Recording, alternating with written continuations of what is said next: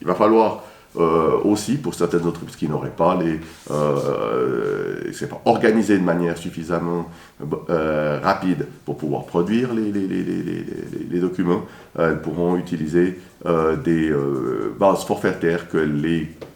cantons émettront pour faire le calcul des charges fixes. À titre d'exemple, au niveau des restaurateurs, le canton de Vaud a déjà émis que les charges fixes représentaient le 25% de vos charges. Étant donné que certains sont meilleurs que les ratios, je vous invite, le cas échéant, à faire le calcul entre la charge effective et la charge forfaitaire au niveau de vos frais fixes pour votre entreprise. Les documents à joindre seront donc bien sûr vos bilans 2018-2019, la preuve de vos charges d'exploitation détaillées, si vous avez un chiffre d'affaires de plus de 500 000 francs,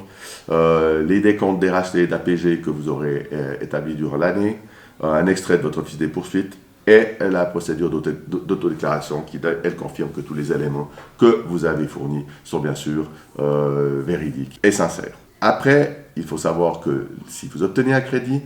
les mêmes conditions qui s'appliquent au pré-Covid vont vous être imposées, donc vous n'aurez pas le droit de rembourser des comptes pour actionnaires, de verser des dividendes, des tantièmes, et cette mesure va se poursuivre 3 ans après la date d'octroi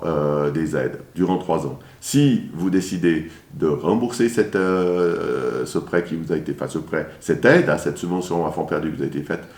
à partir de ce moment-là, vous avez aussi ce délai de 3 ans qui va être calculé par l'État. L'éligibilité, il faut savoir que l'éligibilité peut aussi se faire au niveau de comptabilité, si vous avez une comptabilité par secteur. Typiquement, si vous avez une activité dans le domaine de la restauration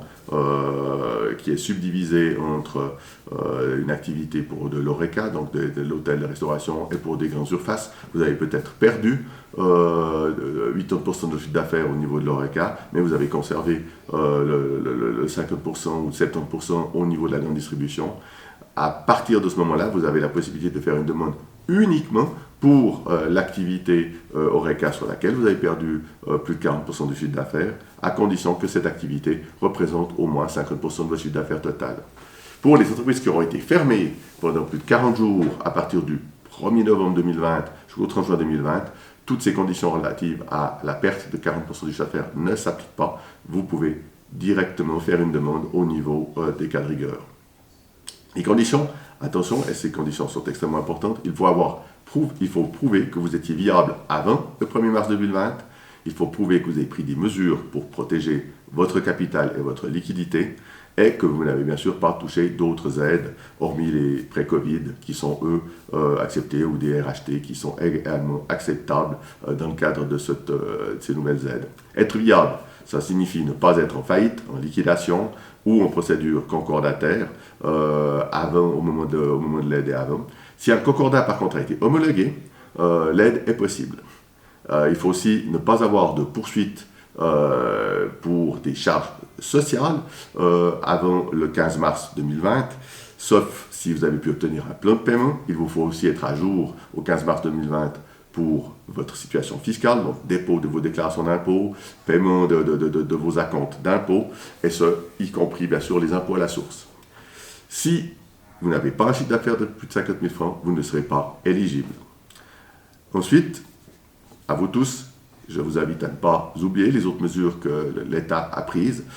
pour soutenir. Je pense notamment au soutien aux apprentis avec la prise en charge dans le canton de Vaud, notamment du 50% des salaires, la suspension des intérêts moratoires au niveau de la TVA, au niveau de la loi sur la poursuite, la prolongation en termes de sursis concordataire, des délais de 4 à 8 mois pour un sursis. Pour les hôteliers, l'abandon par la Confédération au niveau des crédits hôteliers. Donc il faut à ce moment-là faire une demande spécifique pour vous et pour les secteurs sportifs et culturels